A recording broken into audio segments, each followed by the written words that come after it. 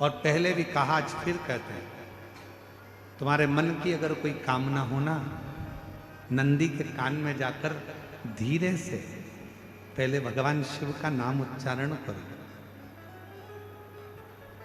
ओम नमः शिवाय बोलो तो ओम नमः शिवाय, नमः शिवाय बोलो तो नमः शिवाय, तो श्री शिवाय नमस्तुभ्यम बोलो तो श्री शिवाय नमस्तुभ्यम। नंदी के कान में कैसे कहना चाहिए आप लोगों को मालूम है? नंदी के कानों में कहने के लिए दुर्वा का भाग रखा जाता है अपने हाथ में, और दुर्वा के भाग को अपनी हथेली में हाथ में रखकर फिर नंदी के कानों के पास में जाकर धीरे से कहा जाता है, श्री शिवाय नमस्तुभ्यम, श्री शिवाय नमस्तुभ्यम, श्री शिवाय नमस्तुभ्यम, श्री शिवाय नमस्तुभ्यम, श्री शिवाय नमस्तुभ्यम। नंदी से अपने मन की कामना, बाबा हे नंदीश्वर, आपके हृदय में, आपकी दृष्टि में शिव समाये हैं। बाबा बहुत दुखी हूं, बहुत तकलीफ में, बहुत बड़ी कष्ट में। बाबा मेरे कष्ट को शिवजी तक पहुंचाओ ना, मेरे दुख को मिटाओ ना। बाबा अपनी दुख, अपना कष्ट नंदी के कान में कहकर दुर्वा को नंदी के सामने देकर वहां से चल दीजिए। मेरा देव अधिदेव महादेव 3 महीने के अंदर आपकी वो अर्जी स्वीकार जरूर कर। एक दुर्वा का भाग और नंदी के कानों में कहा गया शब्द जीवन का एक आनंद दे।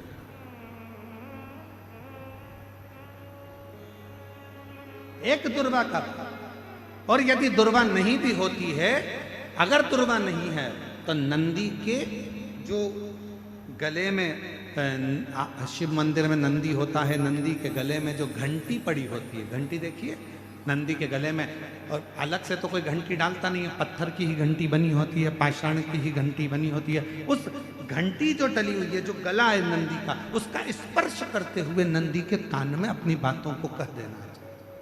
स्पर्श।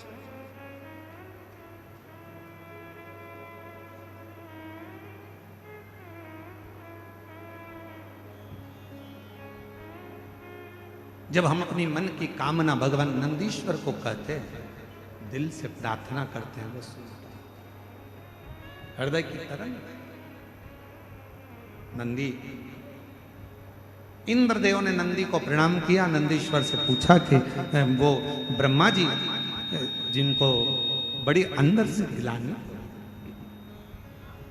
ब्रह्मा जी के हृदय में बड़ी बड़ी गिलानी है, उनके आंख में आंसू है, उनका दुख है, हृदय रो रहा है, नयन से जल बह रहा है। ब्रह्मा जी क्या करें कि अंदर का दुख समाप्त हो जाए? नंदी ने कहा कि त्रिवेणी का जो संगम है शिवजी को प्रिय है, गंगा यमुना सरस्वती का संगम प्रयागराज, उस तीर्थ में जाएं और ब्रह्म तीर्थ के रूप में उसको निर्मित कर उस पर यज्ञ किया प्रारंभ। शिव महापुराण की कथा कहती है, लिंग पुराण की कथा कहती है, कुर्म पुराण की कथा कहती है।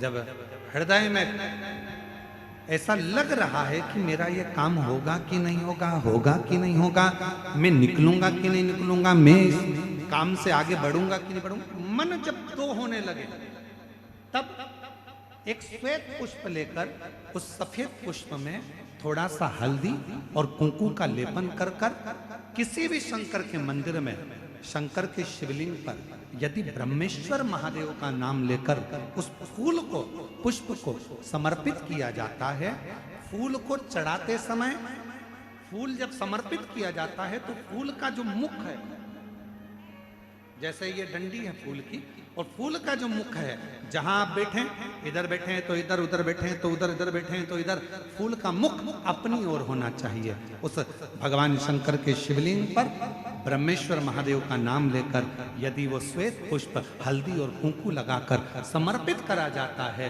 तो व्यक्ति का मन बार बार डामाडोल नहीं होता और वो एकाग्र चित्त होकर अपनी मंजिल तक पहुंच जाता है। वो ब्रह्मेश्वर महादेव।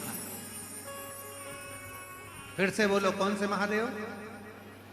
ब्रह्मेश्वर महादेव। प्रयागराज की पवित्र धरा पर दशमेश घाट पर आज भी ब्रह्मेश्वर महादेव विराजमान। अवश्य जान दर्शन। भगवान देवादिदेव महादेव का सुंदर आनंद हुआ। ब्रह्मा जी के सुंदर स्वरूप में अर्धनारीश्वर भगवान का दर्शन हो, ब्रह्मा विष्णु महेश का साक्षीकरण हो। आज कथा का द्वितीय दिवस यहाँ विराम की ओर जा रहा है और आनंद के साथ भगवान के अर्धनारीश्वर स्वरूप ब्रह्मा विष्णु महेश के आनंद भाव में करते हैं। बोल ब्रह्मेश्वर महादेव की जय, अर्धनारीश्वर भगवान की। हर हर महादेव। निवेदन रहेगा 13 अगस्त से